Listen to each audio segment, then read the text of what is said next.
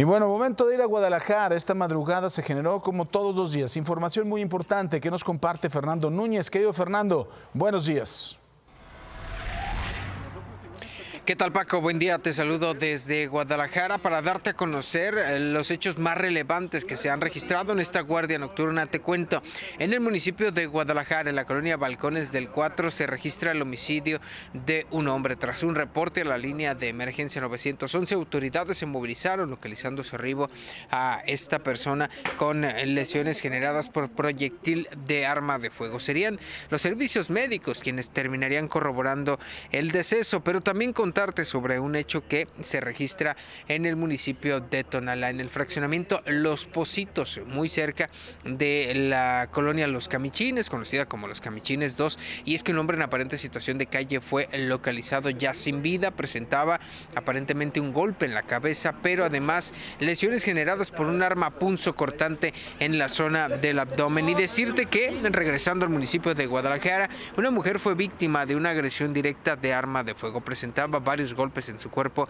así como un impacto de bala en la cabeza. Este hecho en la colonia 18 de marzo del municipio Tapatío. En los casos, la Fiscalía del Estado lleva a cabo las investigaciones correspondientes para esclarecer lo ocurrido, por supuesto, y dar con el paradero de quién o quienes resulten responsables. Paco, la información más relevante que se ha registrado durante las últimas horas. El reporte. No tengo palabras para comentarles y para expresarles lo que siento con mi hijo. Mauricio era un gran periodista que ayudó a mucha gente, sobre todo ustedes lo conocieron, colaboró con mucha gente. Él estaba tratando de que se les diera a los comerciantes lo que merecían, el apoyo que necesitaban. Eso fue lo que él estaba garantizando y desgraciadamente pues le cortaron la vida. De verdad que es doloroso. Sí. Ayer por la tarde, con gritos de justicia, familiares y amigos le dieron el último adiós en una misa de cuerpo presente. ¿Pero qué cree? Ya hubo una segunda periodista. A esta la asesinaron en Colima. Nuestra compañera, se trata de Patricia Ramírez González, mejor conocida en el gremio de espectáculos como Pati Bumburi. La reportera se encontraba ayer por la tarde en un negocio de comida cuando un hombre llegó y le disparó. Patricia era colaboradora de la revista Hechos en Colima y sus compañeros condenaron lo ocurrido y exigieron a las autoridades dar con el paradero de los asesinos. El Día de Muertos es una festividad en la que las familias mexicanas se reúnen para honrar a sus difuntos a través de ofrendas, pero ¿qué sucede si no se coloca este altar? A ver, según la leyenda de las ofrendas olvidadas, esta omisión puede traer tristeza y consecuencias para los vivos, ya que las ofrendas son un puente que conecta los dos mundos. Sin ellas, los muertos no encuentran el camino a casa, lo que impide que disfruten de su comida, bebida favoritas una vez más. Así que si no desea tristezas ni para usted ni para sus difuntos, coloque su ofrenda de una vez y bueno, como usted la prefiera y de la forma más bella. En este momento nos vamos a enlazar con nuestra compañera Sara Soberano, que nos tiene la información de un incendio que se originó en una bodega del Parque Dínamo del Norte en Salinas Victoria. Querida Sara, te escuchamos, adelante. Gracias, Francisco. Muy buenos días. Efectivamente, como bien lo comenta, nos encontramos en el municipio de Salinas Victoria, en el Parque Industrial Dínamo del Norte. En este municipio, como podemos ver con las imágenes que nos regala mi compañero Gerardo Flores, el incendio es de bastante consideración. Es una bodega, al parecer hasta ahorita nos han informado que es de tarimas. Las causas de este incendio todavía no nos las han dado a conocer, pues apenas van a iniciar las investigaciones por el momento. Lo más importante es controlar este incendio, en donde alrededor se encuentra un terreno baldío. Repito, ahorita están trabajando elementos de Protección Civil, de bomberos también del estado, y también se encuentran paramédicos de Salinas Victoria, quienes hasta este momento han atendido a una persona con síntomas de intoxicación. Siguen realizando las labores en este lugar, te repito, y estamos viendo que el incendio es de consideración, vaya, pero no se ha extendido y no ha llegado a otras bodegas en este lugar. Francisco.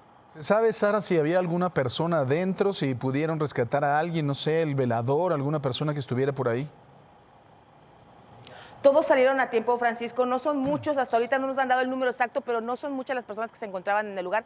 Repito, solamente una persona con síntomas de intoxicación es la que ha sido atendida hasta estos momentos y no ha sido trasladada a un hospital, Francisco. Muy bien, pues Sara, vamos a estar muy pendientes, por supuesto. Muchísimas gracias por tu reporte.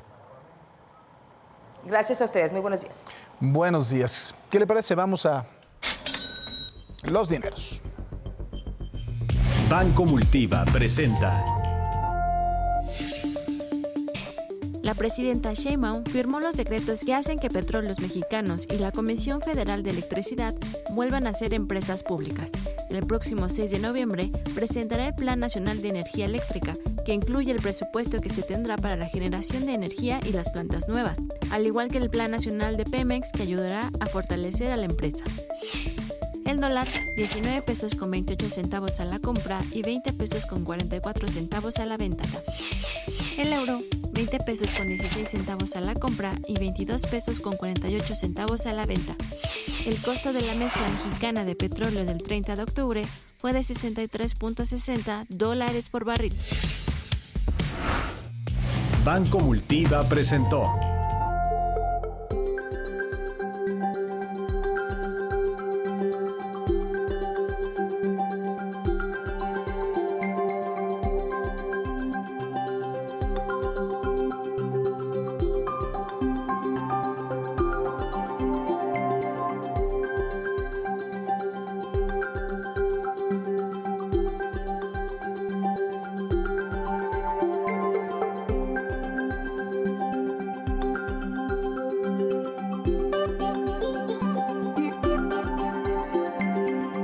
En este momento nos vamos a enlazar con Raúl Flores Martínez. Querido Raúl, ¿cómo estás? Buenos días.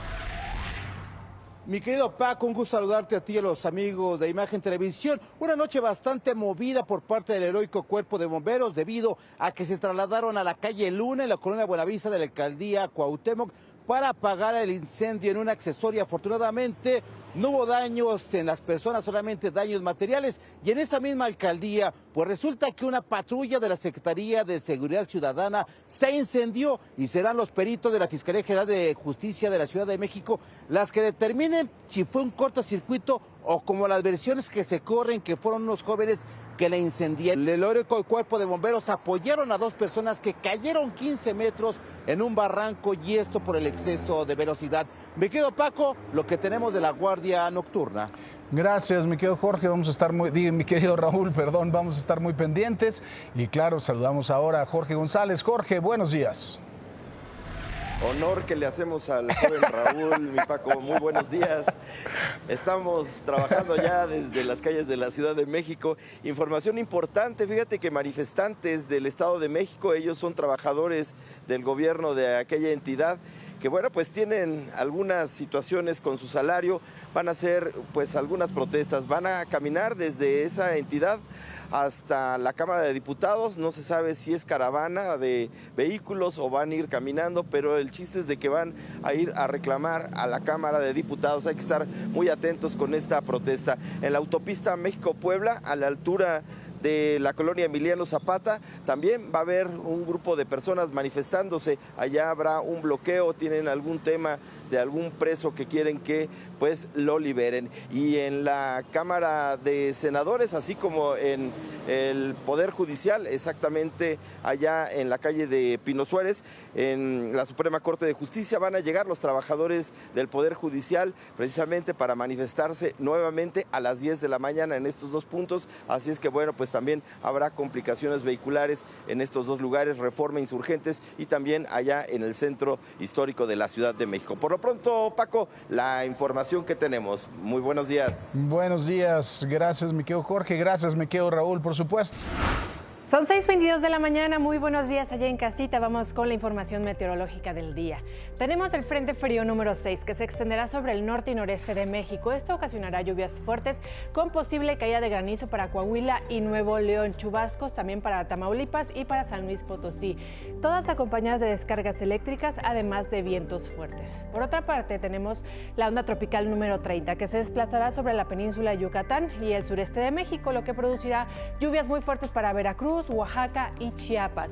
Lluvias fuertes para Tabasco, Campeche, Yucatán y Quintana Roo. Ahora sí, las temperaturas en la República Mexicana. Tijuana amanece a los 9 grados y llegará a los 21 de máxima. 28 para Mexicali, sube un poquito su temperatura este día.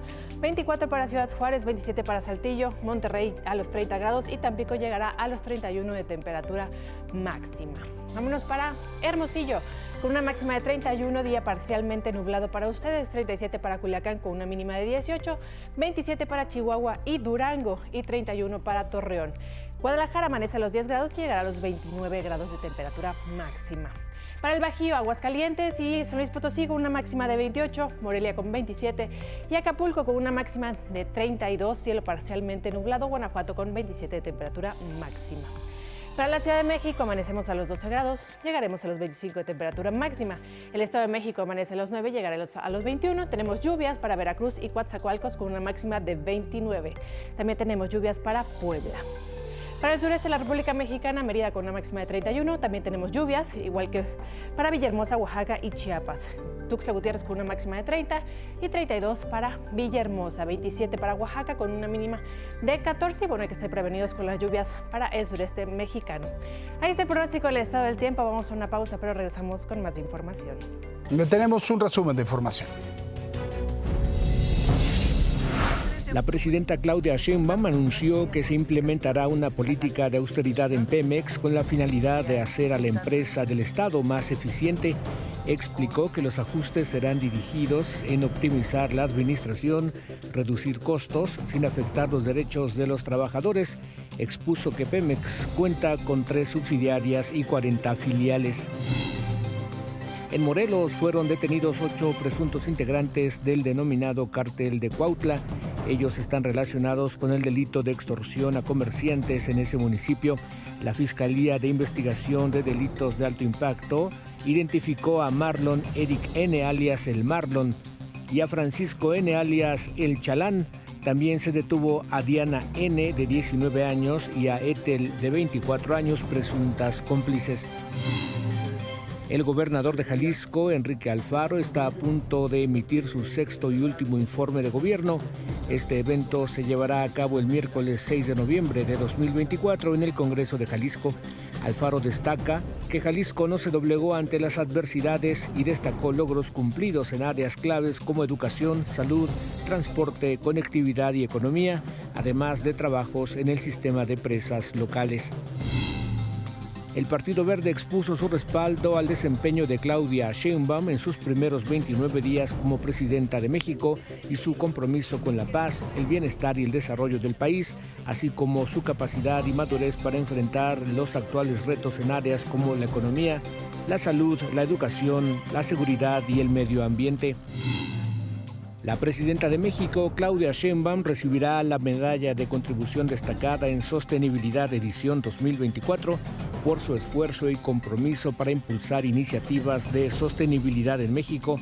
El galardón proviene de la Fundación Nobel para la Sostenibilidad, quien afirma que las políticas y enfoques innovadores aplicados contribuyen a la conservación ambiental, la adopción de energías renovables y el desarrollo urbano sostenible.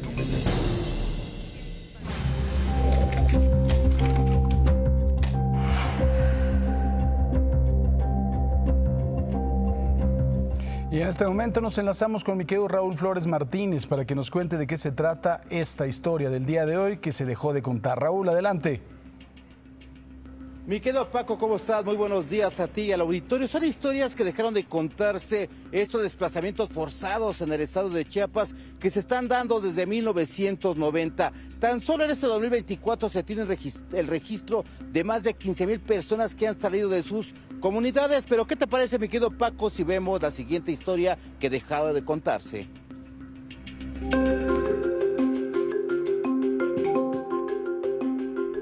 En Chiapas, el desplazamiento forzado de comunidades indígenas ha sido una problemática que se ha intensificado en las últimas décadas debido a la disputa por tierras y la violencia generada por el crimen organizado. A partir de los años 90, varias comunidades indígenas en las regiones de los Altos de Chiapas, como Chenalo y Ocosingo, comenzaron a sufrir desplazamientos forzados debido a la violencia entre grupos paramilitares y la represión gubernamental en respuesta al surgimiento del Ejército Zapatista de Liberación Nacional. Aquí estamos sufriendo los niños y peor las mujeres es lo que sufren más, porque no es igual que estamos viviendo en nuestro lugar de origen, porque aquí pues cuando se acaba pues nuestro alimento pues a veces tomamos una taza de pozol por día, o si no, 3, 4 tortillas por día. Los conflictos internos y el crimen organizado en los últimos años han generado que muchos indígenas abandonen sus tierras. Un claro ejemplo está en la comunidad de Poljó del municipio de Chenaló, donde 275 personas viven hacinadas al no cumplir las exigencias de sus autoridades. Lo que hicieron pues la gente de los agentes municipales del sector Santa Marta, tanto comisariado de bienes comunales, pues lo que hicieron ellos organizaron en cada comunidad, allí donde nos obligaron a comprar lo que es armas de grueso calibre, los que usan los ejércitos mexicanos. Allí es obligatorio en cada comunidad. En la actualidad, la violencia extrema ejercida por el crimen organizado obligó a familias de 4 municipios a abandonar sus tierras, animales y pertenencias para refugiarse en el país vecino de Guatemala. En 2021 a la fecha ha sido un conflicto bastante peligroso, bastante caliente en esta zona.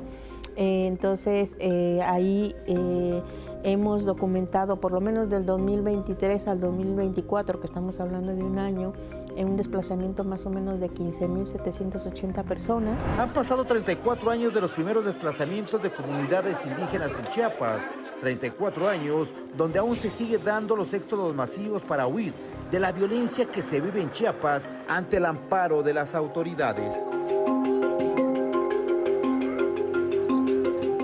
Hay que destacar, mi querido Paco, que para entrar a Chenaló tuvimos que pedir el apoyo del padre Marcelo, quien desgraciadamente perdió la vida, y estas son las historias que dejan de contarse, estas historias, mi querido Paco, que se viven diariamente a través de la violencia en el estado de Chiapas.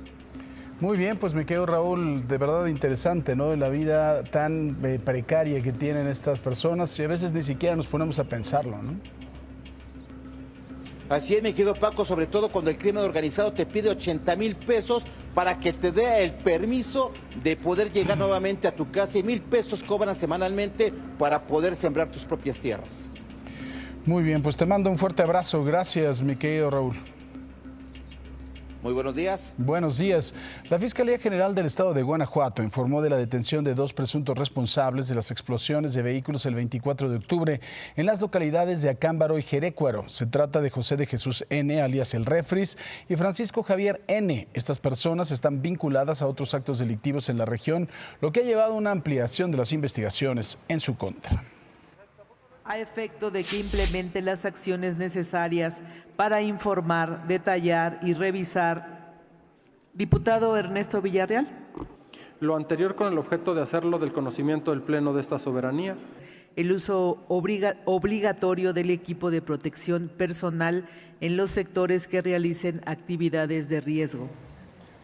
Bueno, y el Día de Muertos llegó al Congreso de la Ciudad de México. Maquillados de catrinas y catrines, los integrantes de la mesa directiva, encabezada por la morenista Marta Ávila, llevaron a cabo la sesión de ayer en la que se discutió y aprobó la implementación de la licencia permanente de conducir. Pues, ¿qué le parece? ¿Usted está de acuerdo o no está de acuerdo?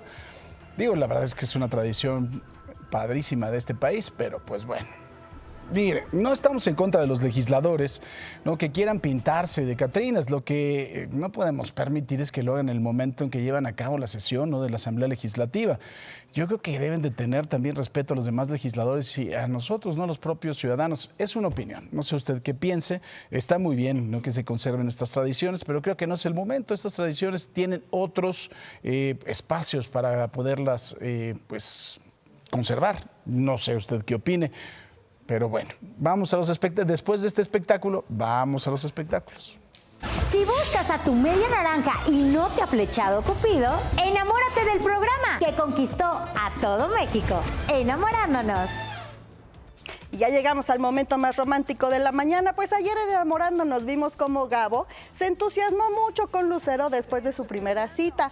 Lo flechó, y más porque ella es muy humana, ya que ayuda a la gente y en especial a los niños con cáncer, y por eso quería irse de cita con ella, pero la flechada le dijo que mejor no.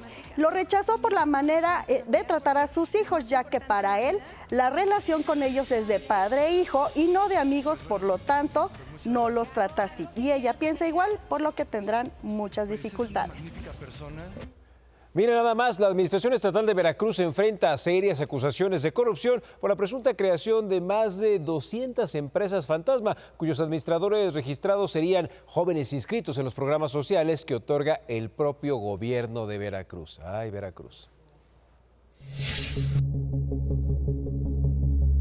Con una elaborada red de 227 empresas fantasmas creadas entre 2019 y 2022, cuyos representantes legales son jóvenes inscritos en los programas sociales que otorga el gobierno de Veracruz, la administración de Cuitláhuac García Jiménez ha desviado más de 5,000 millones de pesos del erario.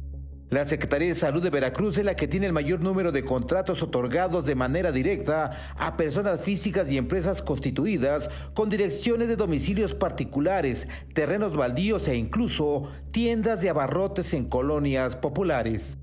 De acuerdo con documentos en poder del Grupo Imagen, los nuevos empresarios son empleados del Estado o beneficiarios de programas sociales sin experiencia previa en la constitución o manejo de una empresa. Uno de los casos es el de Misael Carmona Medina, de 29 años, beneficiario del programa Jóvenes Construyendo el Futuro, a quien le pagaron 22,904,224 pesos para el rubro de mantenimiento a equipos médicos. En el caso de Betty Torres Hernández, de 23 años, empleada de la propia Secretaría de Salud, quien tiene el cargo de promotor en salud, cuyo sueldo bruto mensual es de 16,073 pesos, además de ser beneficiaria de una beca de CONACYT. Se le asignó un contrato de 1,092,799.99 pesos por la contratación del servicio de mantenimiento correctivo urgente por contingencia de COVID-19, equipos electromédicos y electromecánicos de la red estatal de hospitales de Veracruz. En el rubro de empresas, una de las más beneficiadas es la empresa cuyo dueño es el político Baruch García Bocarando, que ha logrado 31,803,000 pesos en contratos públicos con la Comisión del Agua del Estado y la Secretaría de Salud y el municipio de Misantla. Entre los accionistas de la empresa están 2 beneficiarias de los programas sociales otorgadas por el gobierno de Veracruz. Esta es parte de la red de empresas factureras con las que el gobierno de Cuitláhuac García Jiménez busca desaparecer el rastro de 5,000 millones de pesos del erario.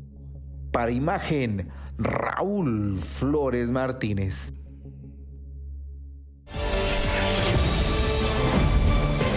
Miren, 8 ministros de la Suprema Corte de Justicia de la Nación, 342 jueces de distrito y 503 magistrados de circuito no van a participar en la elección, en franco rechazo, por supuesto, a la reforma al Poder Judicial. Presentaron ayer su renuncia a los cargos que desempeñan. Hay que tener mucho cuidado con esto. ¿Por qué? Lo que para el partido en el poder puede en apariencia representar una victoria, para el país puede ser desastroso. Me explico. Aunque suene muy romántico que la justicia sea humanista y la imparte el pueblo por jueces elegidos por el mismo pueblo, sin fervores partidistas, hay algo que se llama la curva de aprendizaje. Le cuento de ella. Este término fue utilizado por primera vez en 1885 por el filósofo alemán Hermann Ebbinghaus para medir la eficiencia productiva de los individuos y medir cuánto costaría a una empresa o a un gobierno la adaptación de un nuevo reclutado a un puesto. Si hablamos de una empresa, ya hay muchos estudios que dicen que este costo es más o menos del 200% del salario anual del nuevo empleado. Pero le tengo una pregunta. A ver, ¿cuál sería el costo de esta curva en la impartición de justicia en México? Cuando claramente por estas renuncias la gran mayoría de los impartidores de justicia van a ser nuevos. Mire, no todo es política, no todo es ideología, hay muchas cosas que son técnicas en las leyes. A ver, las quiebras y suspensiones de pagos, o sea, algunos aspectos también de la patria potestad, la guarda y custodia, de la legítima defensa, la prescripción adquisitiva, la prescripción de los delitos, y me puedo seguir media hora, ¿eh? No creo que esta experiencia venga avalada en las cartas de recomendación de los vecinos. Y se lo digo con mucha responsabilidad. Por otro lado, ante el proyecto de Juan Luis González Alcántara Carrancá de que sí hubiera elección de ministros y de magistrados electorales y del Tribunal de Disciplina, pero no de jueces de distrito y magistrados de circuito, hubo una negativa rotunda. Una de las oposiciones más desafortunadas fue la de Gerardo Fernández Noroña, que no actuó como presidente del Senado, sino como jefe de fracción. Claramente no lo entiende, no entiende la alta responsabilidad y convierte todo tema en trivial. Ayer al respecto de la propuesta decía que los ministros andan con ánimo chocarrero en referencia a la época de muertos que se avecina. Jo, jo, jo. Una nueva paparruchada del señor Fernández Noroña que no le queda al presidente del Senado. Mire, todavía recuerdo cuando se quejaba de que lo golpeaba el Estado Mayor Presidencial. Es más, lo recibí en el estudio con la radiografía de una lesión en la espalda que le causaron cuando quiso acercarse al presidente. Qué paradojas, ¿no? Ahora el golpeador es él. Claro, sus golpes no dejan moretones, pero sin duda su intolerancia política y sus idioteces lastiman más. Mire, amable recordatorio, otra vez. Nadie pone en duda la legitimidad de Morena en esta elección. Fue enorme, pero somos 130 millones de mexicanos y el país se los prestamos por 6 años. Por favor, tengan cuidado con lo que hacen con él.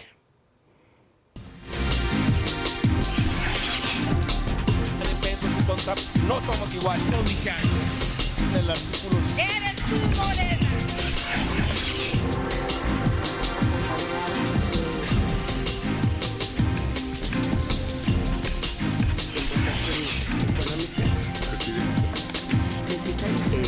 ¿Cuál es? Se ajustó sin más.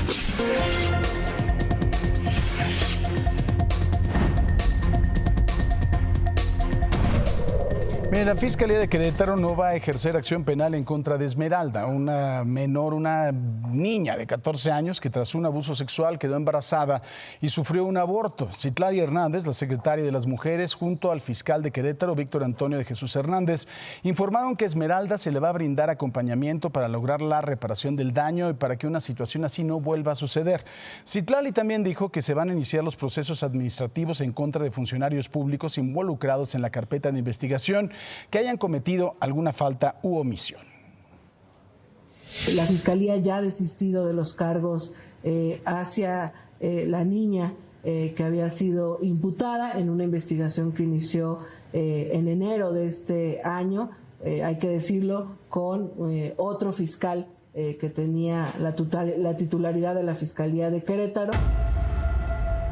Nosotros el día de hoy hemos, como Fiscalía General del Estado y particularmente por conducto de mi persona, he girado la instrucción y se ha presentado de forma oficial el desistimiento en el caso que se ha mediatizado y específicamente con la perspectiva de género y la perspectiva de infancia correspondiente. Se tuvo a bien privilegiar los principios que se establecen en la legislación general y en la legislación nacional aplicable a favor de la niña y específicamente pudimos determinar que lo importante era evitar una vulneración mayor a la esfera jurídica de la persona.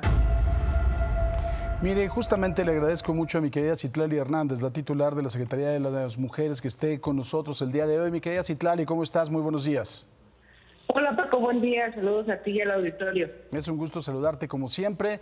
Y Citlali, lo primero que me preocupa, o sea, es todo lo que sucedió en torno a esta pequeñita. O sea, el linchamiento mediático por un lado, el que haya estado en el centro de todo esto con 14 años, que la Procuraduría haya llegado hasta esta instancia, que hayas tenido tú que intervenir, pues de verdad, para que se parara esta cascada de idioteces, con todo respeto lo digo, querida Citlali.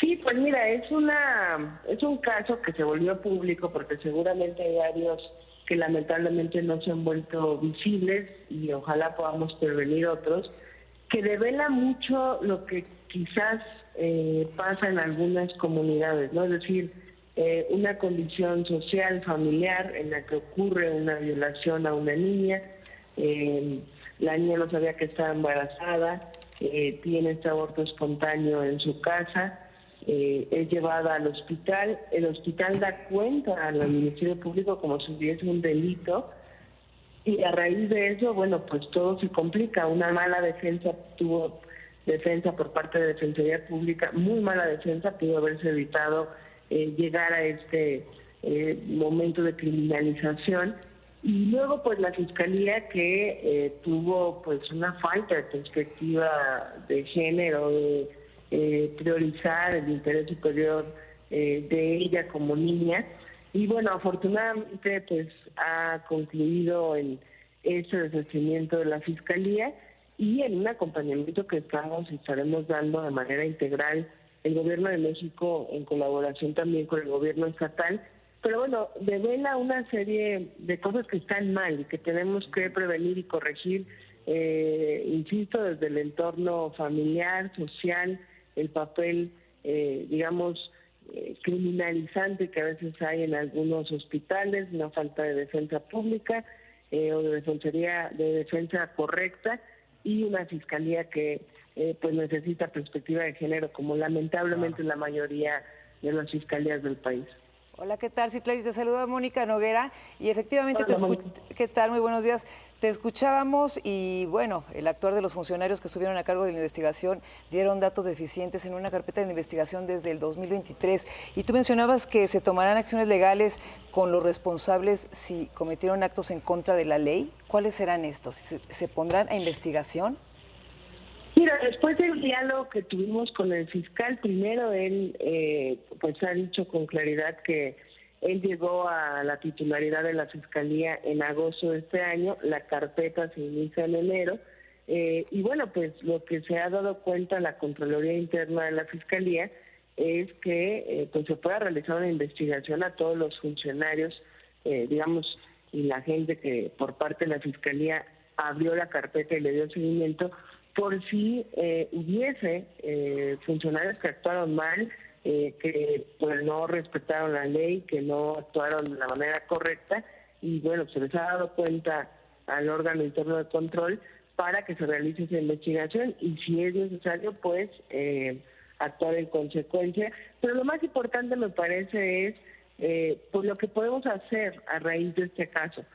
Vamos a firmar en los próximos días un convenio con la Fiscalía para capacitar al personal, para pues que no vuelva a pasar esto y que haya perspectiva de género en todos los casos que lleguen a la Fiscalía, y pues queremos hacerlo también con otras fiscalías porque me parece que pues tenemos que darle un giro a la Procuración de Justicia, que lamentablemente a veces no tiene un enfoque de género y termina por lastimando a quien en realidad es víctima, como fue el caso de Esmeralda. Sí, claro, yo creo que aquí la esperanza es precisamente la existencia de la Secretaría que tú encabezas. La esperanza también, por supuesto, es que Claudia Sheinbaum sea una mujer y que en casos como este, de verdad, lo digo en el mejor de los tonos, saltes, ¿no? Y puedas apoyar a una pequeñita como estas y que eso sea de verdad un ejemplo que se siga en todo el país. Pues sin duda, mira, este caso devela como todo lo que hay que atender estructuralmente y también pues que estamos viviendo un momento muy importante, la primera presidenta Claudia Sheinbaum, y que ha decidido hacer esta Secretaría de las Mujeres y que su encomienda es pues atender y no dejar a ninguna mujer sola. Afortunadamente este caso pues está concluyendo de la mejor manera, pero bueno, nosotros por indicaciones de la presidenta vamos a seguir trabajando para prevenir, que me parece que es lo más importante, e ir atendiendo estos temas y que pues durante este sexenio la situación de las mujeres se atienda, pero sobre todo se transforme en tanto a construir mayores realidades de igualdad y por supuesto prevenir la violencia, que me parece que es lo más urgente e importante. Pues querida Citlali, te mandamos un abrazo con mucho afecto y muchísimas gracias. Por supuesto vamos a estar también aquí apoyando en todo este esfuerzo. Muchísimas gracias, saludos a los dos y buen día. Gracias. Gracias. Bueno, y tras todo este apoyo, Mayra Dávila, representante de ADAX Digitales, y con quien hablamos el día de ayer en este espacio, agradeció el respaldo de las diversas instituciones, sobre todo el de la Secretaría de las Mujeres y de la presidenta Sheinbaum, de quienes dijo se han puesto del lado correcto de la historia. Aseguró que ADAX Digitales seguirá con su compromiso de continuar la lucha por el bienestar, la dignidad y restitución de los derechos de las víctimas. Y Mayra también destacó la importancia de implementar educación sexual integral y de abrir debate sobre la despenalización del aborto en Querétaro. Más importante aún es que se comience a hablar de la necesidad urgente de corregir acciones que ayuden a que se garanticen plenamente los derechos fundamentales de las niñas y las mujeres y se acabe de una vez por todas la revictimización en los espacios de impartición de justicia. Y vamos a pasar a otros temas. La muerte no es algo para lo que estemos preparados. La mayoría de las veces nos agarra desprevenidos y en medio del duelo, en lo que uno menos piensa es en toda la burocracia. Sin embargo, tener a la mano documentos actualizados de nuestros familiares y también de nosotros mismos es algo esencial, porque si no lo sabía, no es lo mismo la muerte dentro de la casa o en un hospital. Aquí le decimos la diferencia entre estos dos trámites. Asegura que el mantenimiento del método de justicia. La muerte es un duro proceso que afecta a los familiares. Sin embargo, durante su duelo suelen olvidarse de los trámites más importantes. Aquí le diremos cuáles son y cómo gestionarlos. Es importante recalcar que si su difunto murió en una casa o en un hospital, los trámites son diferentes. Si su familiar murió en casa, el primer paso a realizar es solicitar el certificado de defunción. Este es emitido por un médico con cédula profesional. Posteriormente, se debe llamar a la agencia funeraria de su agrado para contratar el servicio, o en caso de ya tenerlos, es importante que tenga a la mano el número de póliza. Estos servicios funerarios deben de incluir inhumación, traslado del cuerpo, ataúd, sala de velación y carroza. Si la persona murió de forma violenta, se debe dar aviso al Ministerio Público para que se designe un médico forense e investigue las causas.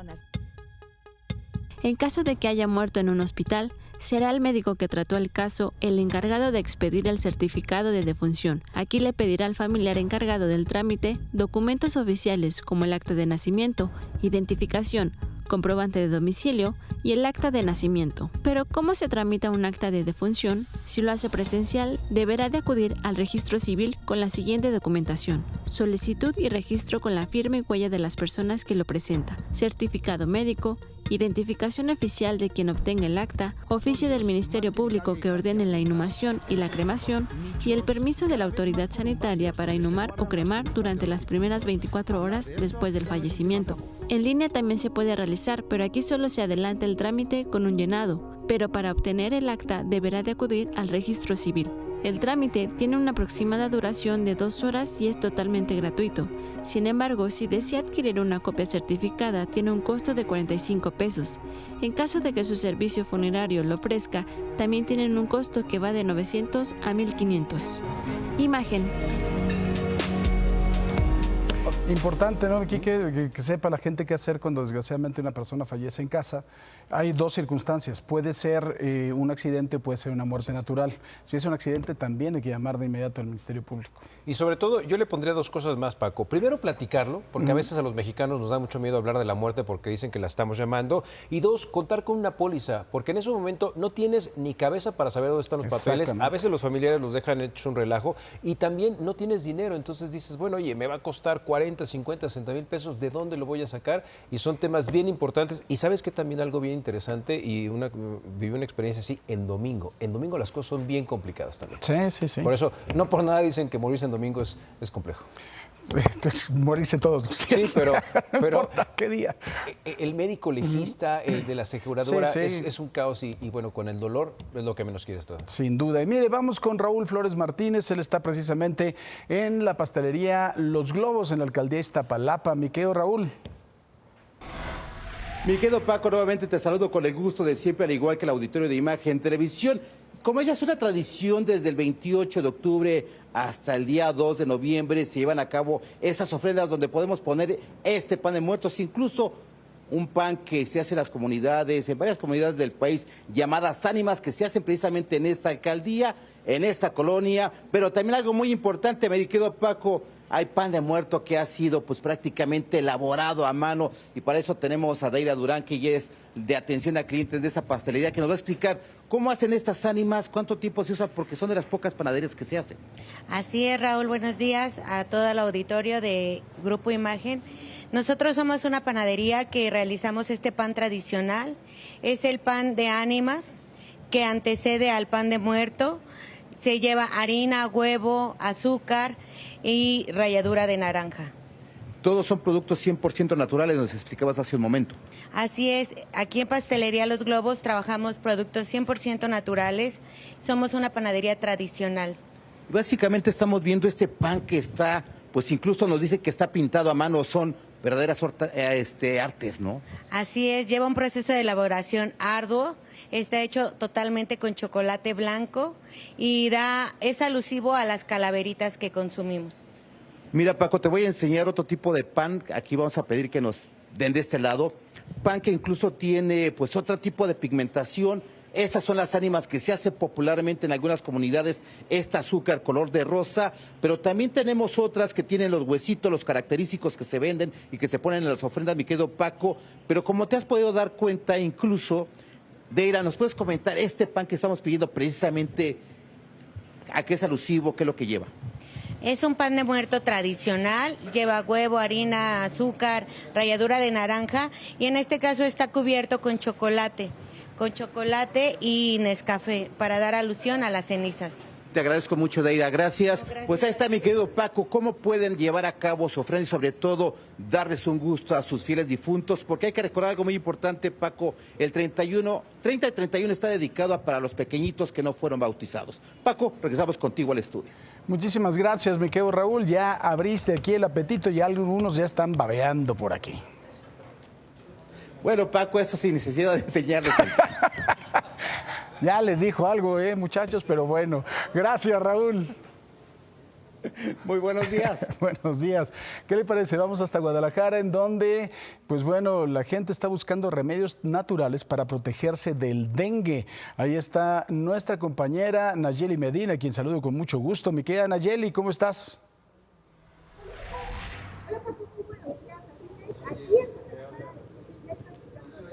Sí, se apagó el micro, vamos a tratar de recordarle que lo prenda porque si no, no lo vamos a escuchar. Vamos con la sección más larga del clima y si no me lo cree, véala. Gracias, Paco, son 7:16 de la mañana y vamos con el pronóstico del estado del tiempo para la Ciudad de México. Este jueves tenemos tiempo estable, cielo mayormente despejado, una máxima de 25, mínima de 12. Para el viernes se mantiene esta condición, pero para el sábado llegan las lluvias. La temperatura máxima se va a mantener en los 24 grados y la mínima entre los 12 y los 13 grados para la Ciudad de México. Vámonos ahora para Guadalajara. Para Guadalajara este jueves tenemos una máxima de 29, mínima de 10, completamente soleado, condición que se mantiene para iniciar el fin de semana. La temperatura máxima entre los 30 y los 29 grados y la mínima entre los 11 y los 12 grados. Ahora vámonos para Monterrey. En Monterrey tenemos una temperatura máxima de 29, mínima de 21, cielo también mayormente despejado para viernes y para sábado se mantiene esta condición. La temperatura máxima entre los 28 y los 29 grados y la mínima entre los 20 y los 21 grados. Y vamos a cambiar un poco de tema, porque este Día de Muertos te invitamos a honrar a tus seres queridos y a mantener vivas nuestras tradiciones con Excelsior. No dejes pasar esta oportunidad. Suscríbete hoy y recibe un código exclusivo de 2,000 pesos que puedes utilizar para tus compras en Amazon. Además de este beneficio, también recibe 1,000 pesos para disfrutar en un restaurante, una suscripción digital anual a The New York Times y una suscripción anual a la revista Expansión. Además, este año Excelsior ha preparado contenido único y especial sobre nuestras tradiciones para que lo disfrutes en todos los medios de Grupo Imagen. Celebra nuestras raíces y nuestras historias con nosotros. No esperes más, suscríbete ahora a Excelsior marcando o enviando un mensaje al 56 1302 8246. Excelsior y Amazon, preservamos lo tradicional, facilitamos lo moderno. Vamos a una pausa, regresamos con más información. Este 5 de noviembre, Estados Unidos se une para decidir su futuro. Una cobertura hecha para ti desde México y Estados Unidos. Donald Trump, Kamala Harris, los protagonistas de una noche histórica se enfrentan en una batalla electoral que marcará el futuro de Estados Unidos. Elecciones Estados Unidos 2024. Este 5 de noviembre, edición especial, Imagen Noticias con Nacho Lozano. Norma Piña, presidenta de la Suprema Corte, y 7 ministros más presentaron su renuncia ante el Senado. Así lo confirmó la Suprema Corte de Justicia de la Nación en un comunicado.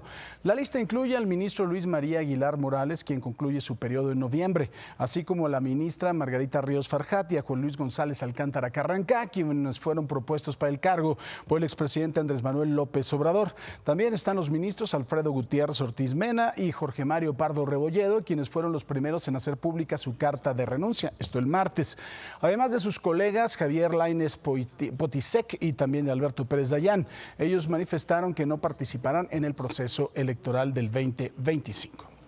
Pero mire, el Pleno de la Cámara de Diputados aprobó en lo general la reforma de supremacía constitucional. Esta reforma modifica los artículos 105 y 107 de la Constitución, estableciendo que las reformas a la Constitución no pueden ser impugnadas por la Suprema Corte de Justicia. La iniciativa fue aprobada en lo general con 340 votos a favor de los partidos Morena, PT y Partido Verde, 133 en contra de la oposición y una abstención, mientras que la votación en lo particular fue de 343 a favor y 129 en contra. Y miren, hasta el momento los congresos estatales que han aprobado la reforma de supremacía constitucional son 8. Zacatecas, Tabasco, Ciudad de México, Quintana Roo, Sonora, Tamaulipas, Campeche e Hidalgo. Para que la reforma sea declarada constitucional se necesita la aprobación de al menos 17 congresos estatales. Paco. Y mire, tenemos mesa de grillos el día de hoy, por supuesto, y le doy la bienvenida a Cuauhtémoc Ochoa, de Morena, senador de la República. Cuau, bienvenido. ¿Qué tal? ¿Cómo están? Buenos días. A Miguel Ángel Mancera. Miguel, bienvenido también. Buenos días. Damián Cepeda, mi querido Damián, ¿cómo estás? Buenos días. Saludos, compañeros. Aquí Saludos. dos cosas. La renuncia de los ministros, y no solo me preocupa la renuncia de los ministros, eso la verdad me parece que son cargos un poco más políticos, sino la renuncia de los jueces de distrito y magistrados de circuito que tampoco quieren participar. Yo hablaba hoy de una curva de aprendizaje de los nuevos que puedan llegar, y eso es lo que me preocupa, porque no todo es culpable e inocente, sino hay concursos mercantiles, hay procesos de prescripción adquisitiva que son muy técnicos, y eso me preocupa. ¿Tú cómo lo ves, Cuau? Pues la reforma está, ¿no?, muy clara, ¿no? Y también el 135 constitucional habla que el único poder que puede reformar la Constitución es el poder legislativo, ¿no? Y eso es pues muy claro, y yo creo que mis compañeros han sido senadores, diputados y saben lo que esto representa. Y 11 ministros de la Corte no pueden ir por encima de 35 millones de mexicanos, y eso es lo que hoy es esta discusión de interpretación entre leyes constitucionales y pues tan claro que ahí está la reforma, y es que por eso va la reforma, ¿no? Miguel. 11 ministros y ministras salvaron la Constitución en muchas ocasiones, salvaron el Estado de Derecho, Paco, y salvaron el Estado de Derecho de mexicanas y mexicanos, y esta reforma llamada de supremacía constitucional lo que hace es eliminar esta posibilidad. No se trata de que la Suprema Corte de Justicia sea quien modifique o no las reformas constitucionales, sino que es un poder, que para eso está, que es el Poder Judicial, que revisa si hay un proceso legal en la conformación de la Constitución. Y esa facultad, claro que la tenía y claro que la ejerció.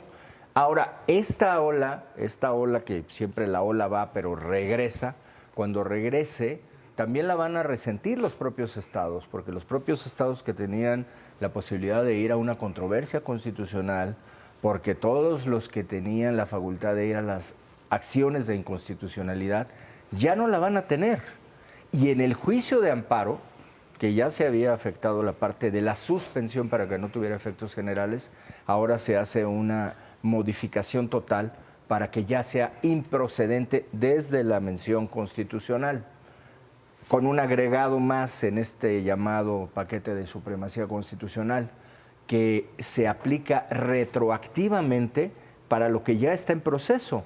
Entonces, si le dan la velocidad suficiente, el proyecto del ministro Alcántara va a quedar solamente en eso, en una buena intención de aplicar lo que sería una reforma constitucional desde el análisis del proceso y desde el análisis de los cargos que sí requieren la participación, obviamente, de la carrera judicial, como son los de jueces y ministras. Yo creo que aquí hay algo claro, se ha afectado esta tarea del Estado de Derecho de dar equilibrio con los tres poderes. El Poder Judicial queda hoy lastimado en una parte fundamental, que era el de revisar que las reformas constitucionales hubieran cumplido con eso, con lo que marca la Constitución en cada uno de sus procesos, Paco. Mira, a mí me parece que lo que está en el centro del debate es una pregunta muy específica. ¿El poder debe tener límites, sí o no? Yo reconozco la fuerza del constituyente permanente para reformar la Constitución. En efecto, existe un 135. En efecto, existe un 39 en la Constitución que dice que el pueblo tiene derecho a cambiar su forma de gobierno. Pero también existe un 40 y un 49 y sobre todo un 1, el artículo de derechos humanos. Yo sí creo que el poder tiene que tener un límite. Para mí el poder absoluto genera corrupción absoluta.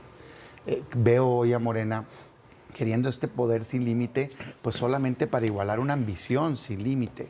La reforma que están haciendo de supremacía constitucional no es realmente supremacía constitucional. Lo que quiere es que el ciudadano, ningún gobierno, ningún organismo, nadie puede impugnar jamás por ninguna vía, ni por amparo, ni por acción de constitucionalidad, ni por controversias, una decisión que tome el reformador. Yo creo que eso es incorrecto, porque si bien claro que tiene derecho a cambiar la Constitución, no tiene derecho, por ejemplo, a violar derechos humanos. ¿Y cómo harías, aun cuando quitaron la parte dañina que traía en el artículo primero? Yo pregunto, si procede esta reforma que ya aprobaron en la Cámara de Diputados y Senadores, ¿cómo le hago si hacen una reforma que viole derechos humanos? ¿Cómo pero nadie está violando derechos humanos. No, pero en el futuro. Si no tengo ni amparo, en el futuro. Y créeme que si fuera el futuro, yo sería el primero a decir que no. Pero no vas a poder. Es que ese es el problema. No, ¿por qué no? No tienes vía. Tu reforma... Pero por eso quitamos el 1 y el 103. No, escúchame. ¿Cómo impugnas una reforma en el futuro que dé para atrás a derechos humanos? No puedes, porque tu reforma prohibió amparo, prohibió acción de inconstitucionalidad. Si fuese el caso, créeme, prohibió controversia. Escúchame, ni controversia, no tengo vía. La única manera me iría a los organismos internacionales. Pero resulta ser que el coordinador de los senadores, Adán Augusto, cuando era secretario de Gobernación, se encargó de dejar claro que no le hace caso a México a los organismos internacionales. Ya en la Corte Interamericana de Derechos Humanos nos ordenó quitar la prisión preventiva oficiosa. ¿Qué contestó el gobierno? No me importa porque está en mi Constitución. Entonces dejas al desamparo a los ciudadanos. Eso es lo dañino. Olvídense de la reforma al Poder Judicial. Ahorita entro a ella. El tema es que estás dejando en la indefensión a los mexicanos y dicen, nunca lo vamos a hacer. 3 ejemplitos rapidito. ¿Sí o no? Subieron 5 minutos antes una reforma de 300 hojas electoral y quisieron votarla así, violando todo el procedimiento y no dando oportunidad a los legisladores de oposición de conocer siquiera lo que iban a votar. Eso lo hizo Morena, no me digan que no lo van a hacer. 2, ¿sí o no Adán Augusto, el coordinador de senadores, cuando no le daba el voto 86 para lograr 2/3 partes en el Senado, empezó a jugar con la idea de que con 85 sacaba la reforma constitucional cuando no lograba 2/3 partes? La sacamos, ¿Cómo la...? Pero si pasa eso, ¿cómo lo impugno? No vas a poder. Nunca ¿Sí o no? 3, de fondo. ¿Sí o no el Verde, aliado de Morena, propone la pena de muerte? ¿Es violatoria de derechos humanos o no? ¿Qué haríamos si la aprueban? Bueno, ¿Sí o no? Nunca la aprobaron y nunca la sacaron. Digo, no lo estoy defendiendo. Congelar pero nunca en la sin historia de este país, judicial. la Suprema Corte... No es correcto que le quites al ciudadano el derecho a defenderse. La Suprema Corte de Justicia había rechazado una reforma constitucional. ¿Sí? Y nosotros construimos una mayoría. Y estamos haciendo lo correcto, lo que nosotros prometimos en campaña, de quitar la corrupción en la Suprema Corte de Justicia y de generar las condiciones para que en este país hubiera justicia. ¿Qué tiene que ver eso con quitar el derecho a defenderse a los ciudadanos? Pero es que no le estás quitando ningún derecho. Con vetar el juicio de amparo.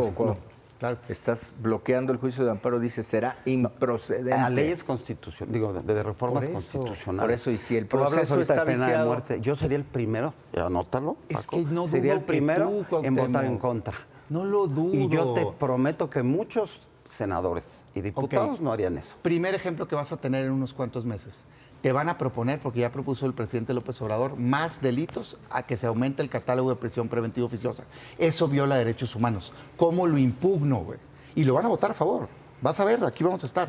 ¿Cómo lo impugno? No voy a poder. Ya lo veremos cuando estemos aquí. Ahorita estamos hablando de una reforma.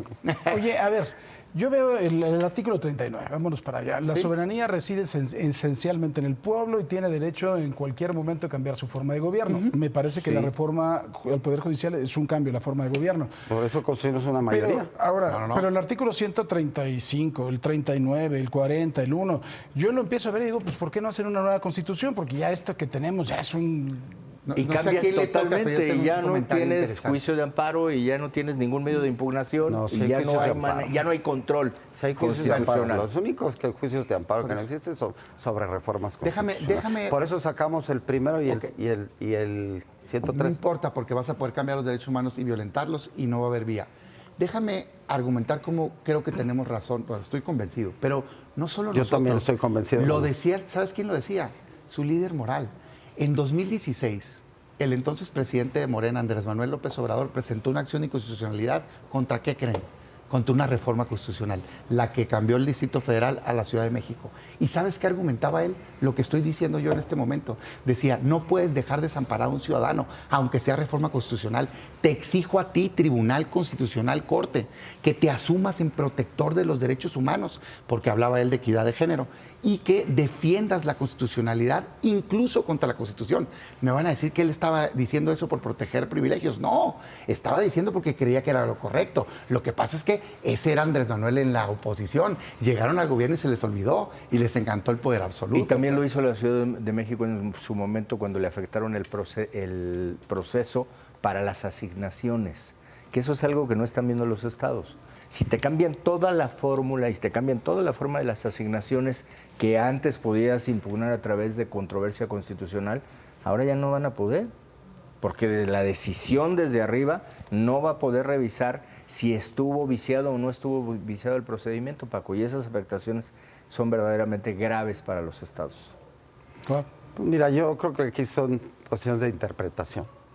Y yo insisto, 11 ministros no pueden ir por encima de 36 millones de mexicanos que votaron porque se reformara el Poder Judicial y que nosotros como legisladores lo estamos cumpliendo. Pero 100 millones de mexicanos quieren que haya un Poder Judicial. Pero lo va a no 36, pero 100. lo va a existir. Fuerte.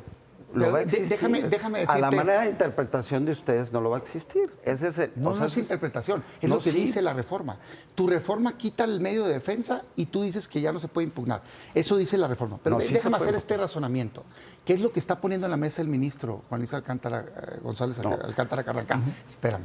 Primero está diciendo, en efecto, la interpretación anterior era que no se podía impugnar reformas constitucionales. Yo nada más informo a la mesa que los precedentes evolucionan en el tiempo. Si nos quedáramos con precedentes de hace 20 años, no hubiera equidad de género en este país, no hubiera defensa de los derechos de los indígenas. Cambian los precedentes, es normal, pues, ¿no? Es lo que quiero decir. Segundo, qué bueno que así sea, porque es para proteger a más derechos humanos.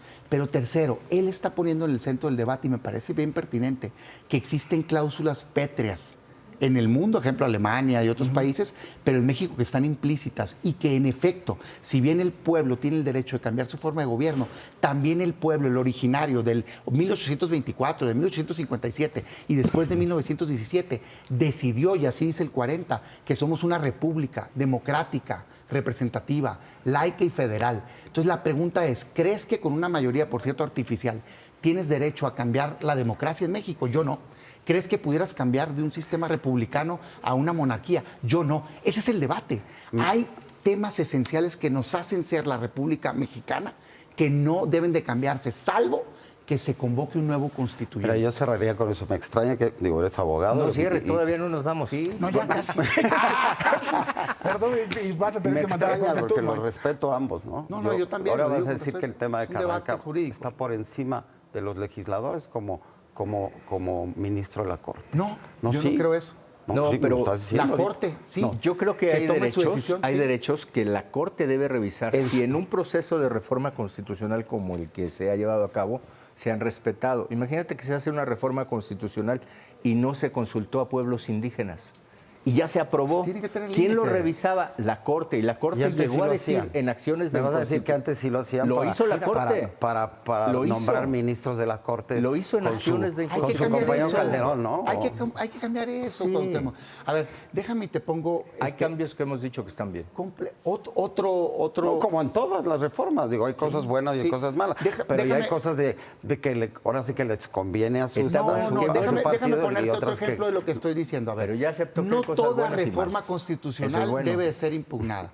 El límite es derechos humanos y principios fundamentales que nos hacen ser una república. ¿Sabes que estos principios, ser república representativa, democrática, laica y federal, ni siquiera está permitido que hagas una consulta popular al ciudadano? para que los cambie. ¿Por qué si está prohibido para el ciudadano votar para cambiarlos? Sí puede una mayoría artificial quitarlos. Yo creo que no. El 135 constitución es pero existe un 40, 49 y un primero. A una pausa, por favor. Bueno, pues nos vamos a tener que ir a una pausa. Muchas gracias, Paco. Gracias a todos. Nos vemos la próxima semana. No le cambie. Quédese con Paco. Eso. Cada día le sale. Miren, en este momento vamos hasta Monterrey con nuestra compañera Sara Soberano, que nos tiene más información sobre este fuerte incendio que se dio en una bodega de un parque industrial allá en el Parque de Dínamo del Norte, en Salinas Victoria. Querida Sara, adelante otra vez. Gracias, Francisco. Efectivamente, continuamos aquí en el Parque Industrial Dínamo del Norte, en el municipio de Salinas Victoria, en donde afortunadamente el incendio ha sido controlado, más no mitigado en su totalidad. Como podemos ver con las imágenes que me regala mi compañero Gerardo Flores, siguen trabajando en este lugar.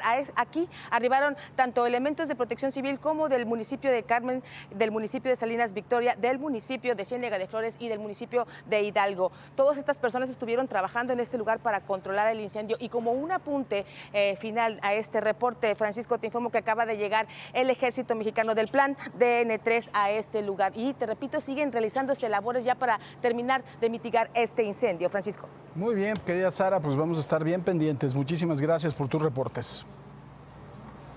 Gracias a ustedes, muy buenos días. Gracias. Y mire, regresamos ahora sí a Guadalajara. Ya le decía yo, hay mucho dengue, la gente está buscando remedios naturales para protegerse. Nayeli Medina, Nayeli, adelante.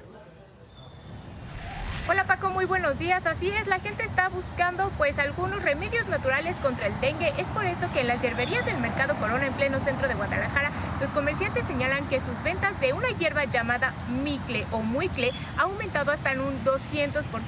Y es que entre la población esta hierba se ha vuelto popular, ya que dicen ayuda a aumentar las defensas del sistema inmunológico de los pacientes de dengue, que bueno, sabemos que solo pueden ser atendidos con paracetamol.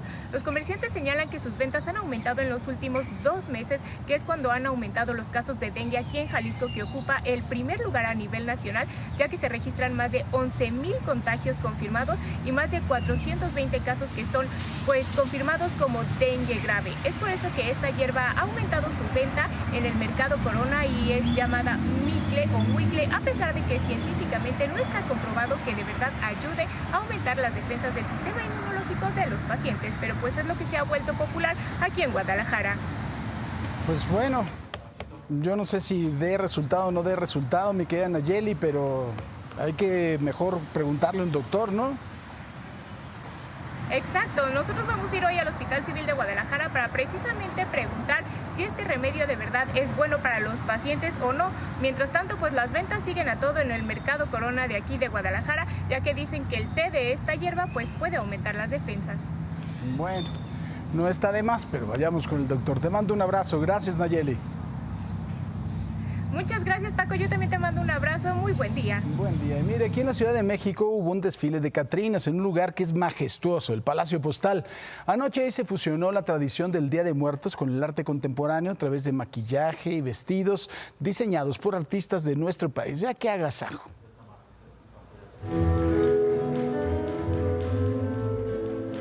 El Palacio Postal se engalanó con el desfile de catrinas contemporáneas que cautivaron a las decenas de asistentes con sus majestuosos vestidos, tocados y maquillajes después de medio año de preparación.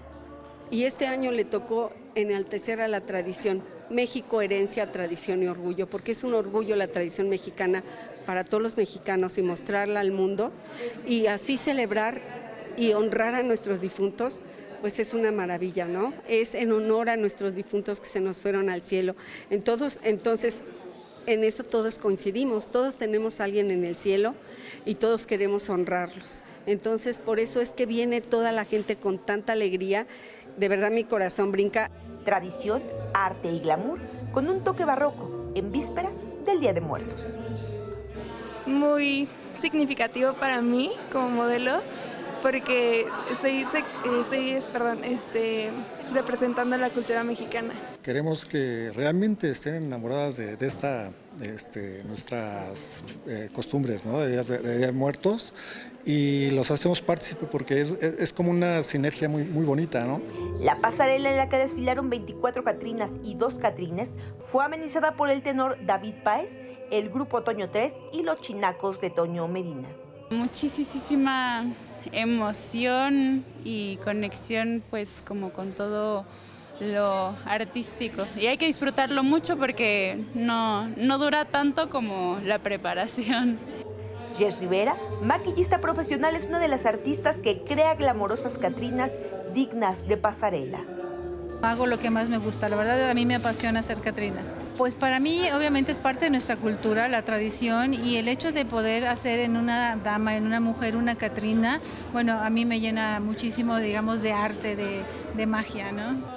Catrinas Contemporáneas es un proyecto cultural que nació hace más de una década y fusiona la tradición de Día de Muertos con el arte contemporáneo a través del maquillaje y vestidos de diseñadores mexicanos. Las adaptaciones del personaje creado por José Guadalupe Posada buscan que la modelo luzca bella y elegante. Para Imagen, Laura Toribio. Qué cosa más hermosa de desfile y qué cosa más hermosa también ahí en el otro foro, que es Paola Rojas. Ay, Paco, te estoy haciendo gracias. la barba a ver si no me cobras. No, bueno, hasta me sonrojé. Ah, es porque ya sabes que vas a perder la apuesta y entonces estás de queda pues bien. ya la perdí. Me puedes chulear lo que quieras, pero paga las tortas para todo el staff, querido Paco. Así será. Oye, vamos a tener una historia, ya que se acerca el Día de Muertos. De verdad que un caso que asusta. Un panteón en el que se están robando los restos humanos. ¿Para qué? Bueno, pues para santería. Además, atentos al caso de Esmeralda, que han seguido ustedes muy de cerca también, esta pequeña de 14 años acusada, o que estaba acusada por la Fiscalía de Querétaro de homicidio doloso. Ha dado un vuelco muy importante. Ayer hablamos aquí con el gobernador Mauricio Curi, pero ¿qué dice la Fiscalía Queretana? ¿Qué dice la Secretaría de las Mujeres? Estaremos en eso y en todo lo importante, Paco. Como siempre, querida Paola, te mando un beso. Y una torta. Te abrazo. Gracias. ¿De qué queremos las tortas, chicos? Que de ribeye, dicen aquí, muy elegantes, así que le vas a tener. Les va a tocar una torta poblana de puro chile relleno. Adiós. ¿Qué crees? Emocionaron hasta más. Adiós. Beso. Adiós sea. Qué locura. Los Dodgers de Los Ángeles vinieron de atrás para imponerse en el quinto juego por 7-6. Paco, cuando viste el 5-6 dijiste, sí, vamos la segunda Estaba victoria. yo tranquilo, es más, me había ya sacado una foto junto a la transmisión de Imagen, te lo juro. ¿En serio? Sí. Sí, dije, seguimos vivos. Y al final, me parece que pues es un regalo perfecto para el acaecido Fernando Valenzuela, que sin duda marcó una época en el béisbol mexicano y por supuesto en las grandes ligas. Y qué gran regalo, venciendo a los Yankees en Yankee Stadium, su octavo título de Clásico de Y el Otoño. viernes el festejo, ¿no? Así es, el viernes Los Ángeles se pinta de azul. No, pero Enrique sentó a todo lo que Paco invita da. las tortas. Mañana, ¿no, Paquito? Mañana. Mañana la comida. Foto del staff de Paola. No, ay, ¿nosotros qué? Yo sí. ¿Y nosotros qué?